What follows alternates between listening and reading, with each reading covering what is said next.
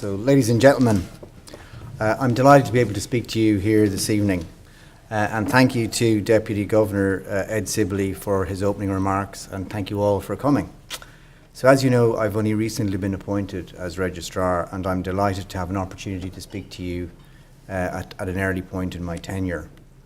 But before I begin, and I suppose by way of introduction, let me just tell you a little bit about my own background. So whilst I trained as a solicitor in London, I've spent most of my career in investment banking. I joined the Central Bank in 2012 in what was then the newly formed Special Resolution Unit, which reported to the Governor on the resolution of troubled institutions. At that time, I spent a period on secondment at Rebo during its setup, and that gave me an insight into the sector. Since then, I've been involved in the resolution of a number of troubled credit unions, and so I've worked alongside colleagues in the Registry, where I've gained a close appreciation of their dedication and their commitment to the sector. So under my watch, the Registry will continue to value and respect the role of credit unions in Ireland.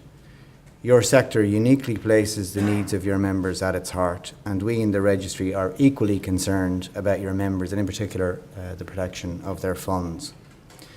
So since taking up the role, I've been struck by the significant ongoing engagement that the Registry has with individual credit unions and with the sector stakeholders. As regulators and supervisors, the level of support and engagement with you does contrast with other financial sectors in Ireland, but this reflects the sector's unique nature and I guess its ongoing challenges. So it's to all our benefit that we remain through this close, constructive and positive dialogue with each other. So we all recognise that the sector faced particularly challenging period since the financial crisis, with a number of credit unions experiencing difficulties. Whilst an isolated case, the recent appointment of liquidators to financially distressed Charleville Credit Union reminds us all that there is need for continued vigilance. In Charleville, 98% of the eligible depositors were issued cheques for their savings within 7 working days. However, the potential for a disorderly failure of a credit union reinforces the need for the Registry to continue to require that minimum regulatory standards be met across the sector. As you know, we do this in the interest of ensuring each credit union protects the funds of its members. And this is also to ensure the financial stability and well-being of credit unions in general. So in doing so, it is the Registry's job and my job to ensure that we supervise credit unions in a manner that is proportionate to their size, scale and complexity. The changes that the credit union sector has undergone have been significant. Coordinated efforts in recent years by stakeholders has delivered an unprecedented level of restructuring within the sector. So over the last 5 years, there have been over 100 projects involving 119 credit unions, transferring their engagements to 62 larger, stronger credit unions. Some of these larger credit unions have taken on engagements of multiple partner credit unions at once. This has reduced the number of weaker credit unions and lowered risks across the sector as a whole.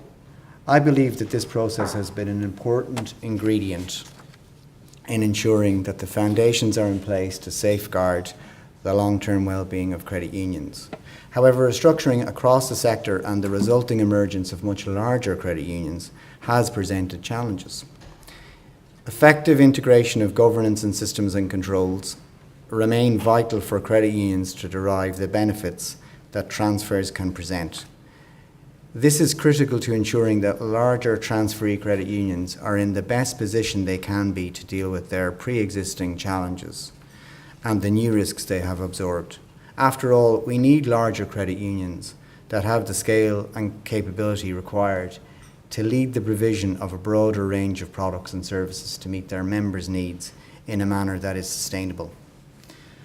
Technological change is rapidly adjusting the way customers interact with financial services institutions and vice versa. The delivery of retail financial services must now take place across a range of products and devices. Members now have different expectations of what services should be provided to them. While your brand remains strong, traditional loyalties to financial services providers are under threat, with technology-based operators without a branch footprint seeking to take on an ever-increasing share of the retail banking market. Credit unions have a particular vulnerability, given well-documented issues concerning size and scale, increased competition in your core market for short-term consumer lending, challenging member demographics, and a high-cost offering, reflective of your very high personal interface with members. Other financial service providers do not face these specific challenges, and competing with them across the full suite of products and services is not feasible. What you must do to overcome these challenges is to seek to prioritise the specific areas for business model development where you can sustainably deliver for your members. For this, each credit union needs to clearly articulate a vision of where it wants to go and a strategy to get there, grounded in its own financial, operational and governance capabilities. We've seen enhancements in the online sophistication of a number of credit unions, including the use of social media. Whilst we welcome such innovation and recognise the potential to target younger members, we also have concerns on the impact the increased digitalisation may have on cybersecurity risks. The central bank issued a paper to all regulated institutions, including credit unions, in September 2016 entitled Cross-Industry Guidance in Respect of Technology, Information and Cybersecurity Risks. In 2017, the Registry undertook a thematic review on IT risk in credit unions. Those findings and our related expectations, which will be published by the end of this year, will further support you in ensuring that your online activities are conducted in an appropriately secure manner. The established consensus is that sector-led business model development is the way forward, a view supported by ourselves.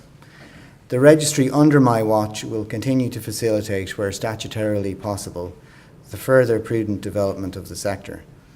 The positive work that has gone into business model development projects such as MPCAS is the future. MPCAS shows that collective credit union collaboration is vital to deliver an important business line. There is, of course, the potential in the area of long-term lending that is increasingly raised as an area you would like to engage in further. While this evening is not the time for a detailed discussion on this issue, the Registry and I will continue our ongoing sector engagement regarding your proposals for business model development. Of course, these will be considered against our supervisory expectations, and in the area of long-term lending, we will publish further details on those expectations in a considerations paper before year end. This paper should help credit unions seeking to extend the maturity of their loan books in understanding and analysing certain long-term lending products in the context of their own individual capabilities and competencies. It is my firm belief that credit unions will continue to play an integral part of the Irish financial services landscape. The sector is now on a stronger footing thanks to the hard work and dedication of credit union volunteers, staff and members, and also the representative bodies, the Registry staff and my predecessors. But the challenge of sector sustainability will require further work and commitment from all of us. In order to find the right product and service mix for your members and to compete sustainably with others, you need to exploit your uniqueness, the cherished nature of your brand, your local advantages and your footprint, and your high personal interface with members. I look forward to engaging with you in this regard, and the Registry and I will play our part alongside you in delivering our goals of safeguarding members' funds and sector stability. So I hope you find our information seminars this year of value, and I wish you all well for the year ahead. Thank you very much.